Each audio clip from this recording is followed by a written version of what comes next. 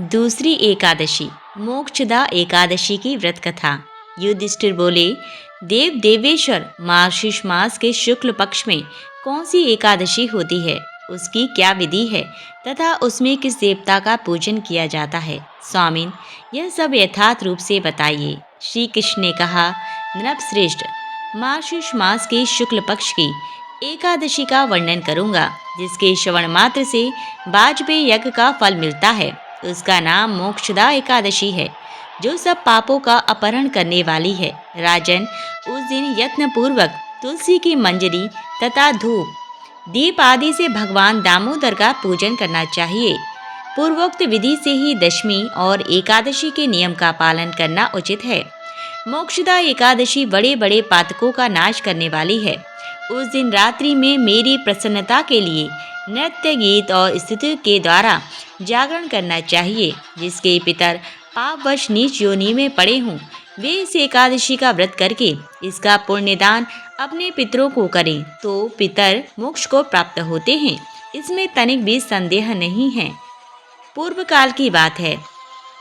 वैष्णवों से विभूषित परम रमणीय चंपक नगर में वैशाखनस नामक राजा रहते थे। वे अपनी प्रजा का पुत्र की भांति पालन किया करते थे। इस प्रकार राज्य करते हुए राजा ने एक दिन रात को स्वप्न में अपने पितरों को नीच योनि में पड़ा हुआ देखा। उन सबको इस अवस्था में देखकर राजा के मन में बड़ा विषम्य हुआ और प्रातःकाल ब्राह्मणों से उन्होंने उस स्वप्न का सारा हाल कह सुनाया। राजा बोले, ब्राह्मणों, मैंने अपने पितरों को नरक में गिरा हुआ देखा है। वे बारंबार रोते हुए मुझसे यूं कह रहे थे कि तुम हमारे तनुज हो, इसीलिए इस नरक समुद्र से हम लोगों का उद्धार करो। द्विजवरों, इस रूप में मुझे पितरों के दर्शन हुए हैं। इससे मुझे चैन नहीं मिलता। क्या करूं, कहाँ जाऊं? मेरा हृदय रुद्र जा रहा है। द्विजोत्तमों, वह व्रत, वह तप और वह योग जिससे मेरे पूर्वज तत्काल नरक से छुटकारा पा जाएं, बताने की कृपा करें। मुझ बलवान तथा साहसी पुत्र के जीते जी मेरे माता पिता घोर नरक में पड़े हुए हैं, अतः ऐसे पुत्र से क्या लाभ है? ब्राह्मण बोले, राजन, यहाँ से निकट ही पर्वत मुनि का महान आश्रम है। वे भूत और भविष्य के भी ज्ञाता हैं। नृपश्रेष्ठ, आप उन्हीं के पास चले जाइए। ब्राह्मणों की बात सुनकर महाराज वैशाखनस शीघ्र ही पर्वत मुनि के आश्रम पर गए और वहां उन मुनि श्रेष्ठ को देखकर उन्होंने दंडवत प्रणाम करके मुनि के चरणों का स्पर्श किया। मुनि ने भी राजा से राज्य के सातों अंगों की कुशलता पूछी। राजा बोले, स्वामिन, आपकी कृपा से मेरे राज्य के सातों अंग सकुशल हैं, किंतु मैंने स्वप्न में देखा है कि मेरे पिता नरक में पड़े हैं। अतः बताइए कि किस पुण्य के प्रभाव से उनका वहां से छुटकारा होगा। राजा की यह बात सुनकर मुनि श्रेष्ठ पर्वत एक मुहूर्त एक ध्यानस्थ रहे, जिसके बाद वे राजा से बोले, महाराज, मार्गशीर्ष के शुक्ल पक्ष में जो मोक्षदा नाम की एकादशी होती है, तुम सब लोग उसका व्रत करो और उसका पुण्य पितरों को दे दो। उस पुण्य के प्रभाव से उनका नरक से उद्धार हो जाएगा। भगवान श्री कृष्ण कहते हैं, युधिष्ठिर, मुनि की यह बात सुनकर राजा पुनः अपने घर लौट आए। जब उत्तम मार्गशीर्ष मास आया, तब राजा वैशाखनस ने मुनि के कथनानुसार मोक्षदा एकादशी का व्रत करके उसका पुण्य समस्त पितरों सहित पिता को दे दिया। पुण्य देते ही क्षण भर में आकाश से फूलों की वर्षा होने लगी। वैखानस के पिता पितरों सहित नरक से छुटकारा पा गए और आकाश में आकर राजा के प्रति यह पवित्र वचन बोले, बेटा, तुम्हारा कल्याण हो। यह कहकर वे स्वर्ग में चले गए। राजन, जो इस प्रकार कल्याणमय मोक्षदा एकादशी का व्रत करता है, उसके पाप नष्ट हो जाते हैं और मरने के बाद वह मोक्ष को प्राप्त कर लेता है। यह मोक्ष देने वाली मोक्षदा एकादशी मनुष्यों के लिए चिंतामणि के समान समस्त कामनाओं को पूर्ण करने वाली है। इस महात्म्य के पढ़ने और सुनने से वाजपेयी यज्ञ का फल प्राप्त होता है। तुलसी विवाह की पौराणिक कथा। एक बार शिव ने अपने तेज को समुद्र में फेंक दिया था। उससे एक महातेजस्वी बालक ने जन्म लिया। यह बालक आगे चलकर जालंधर के नाम से पराक्रमी दैत्य राजा बना। इसकी राजधानी का नाम जालंधर नगरी था। दैत्यराज कालनेमी की कन्या वृंदा का विवाह जालंधर से हुआ। जालंधर महाराक्षस था। अपनी सत्ता के मद में चूर उसने माता लक्ष्मी को पाने की कामना से युद्ध किया, परंतु समुद्र से ही उत्पन्न होने के कारण माता लक्ष्मी ने उसे अपने भाई के रूप में स्वीकार किया। वहां से पराजित होकर वह देवी पार्वती को पाने की लालसा से कैलाश पर्वत पर गया। भगवान देवादिदेव शिव का ही रूप धरकर माता पार्वती के समीप गया, परंतु माँ ने अपने योग बल से उसे तुरंत पहचान लिया था तथा वहां से अंतर ध्यान हो गई। देवी पार्वती ने क्रुद्ध होकर सारा वृत्तांत भगवान विष्णु को सुनाया। जालंधर की पत्नी वृंदा अत्यंत पतिव्रता स्त्री थी। उसी के पतिव्रत धर्म की शक्ति से जालंधर ना तो मारा जाता था और ना ही पराजित होता था। इसीलिए जालंधर का नाश करने के लिए वृंदा के पतिव्रत धर्म को भंग करना बहुत आवश्यक था। इसी कारण भगवान विष्णु ऋषि का वेश धारण कर वन में जा पहुँचे, जहाँ वृंदा अकेली भ्रमण कर रही थी। भगवान के साथ 2 मायावी राक्षस भी थे, जिन्हें देखकर वृंदा भयभीत हो गई। ऋषि ने वृंदा के सामने पल में दोनों को भस्म कर दिया।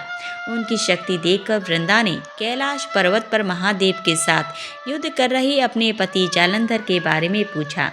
ऋषि ने अपने माया जाल से 2 बानर प्रकट किए। एक बानर के हाथ में जालंधर का सिर था तथा दूसरे के हाथ में धड़। अपने पति की यह दशा देखकर वृंदा मूर्छित होकर गिर पड़ी। होश में आने पर उन्होंने ऋषि रूपी भगवान से विनती की वह उसके पति को जीवित करें। भगवान ने अपनी माया से पुनः जालंधर का सिर धड़ से जोड़ दिया, परंतु स्वयं भी वह उसी शरीर में प्रवेश कर गई। वृंदा को इस छल का तनिक भी आभास न हुआ।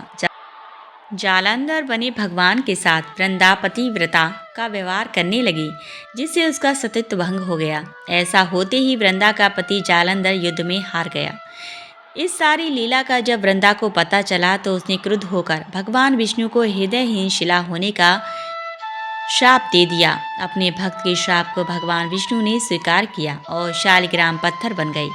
सृष्टि के पालनकर्ता के पत्थर बन जाने से ब्रह्मांड में असंतुलन की स्थिति हो गई। यह देखकर सभी देवी देवताओं ने वृंदा से प्रार्थना की कि वह भगवान विष्णु को श्राप मुक्त कर दे। वृंदा ने भगवान विष्णु को श्राप मुक्त कर स्वयं आत्मदाह कर लिया। जहाँ वृंदा भस्म हुई वहाँ तुलसी का पौधा उगा। भगवान विष्णु ने वृंदा से कहा, हे वृंदा, तुम अपने अस्तित्व के कारण मुझे लक्ष्मी से भी अधिक प्रिय हो गई हो। अब तुम तुलसी के रूप में सदा मेरे साथ रहोगी। तब से हर साल कार्तिक महीने के देव उठावनी एकादशी का दिन तुलसी विवाह के रूप में मनाया जाता है। जो मनुष्य भी मेरे शालिग्राम रूप के साथ तुलसी का विवाह करेगा उसे इस लोक और परलोक में विपुल यश की प्राप्ति होगी। उसी दैत्य जालंधर की यह भूमि जालंधर नाम से विख्यात है। जिस घर में तुलसी होती है वहाँ यम के दूत भी असमय नहीं जा सकते।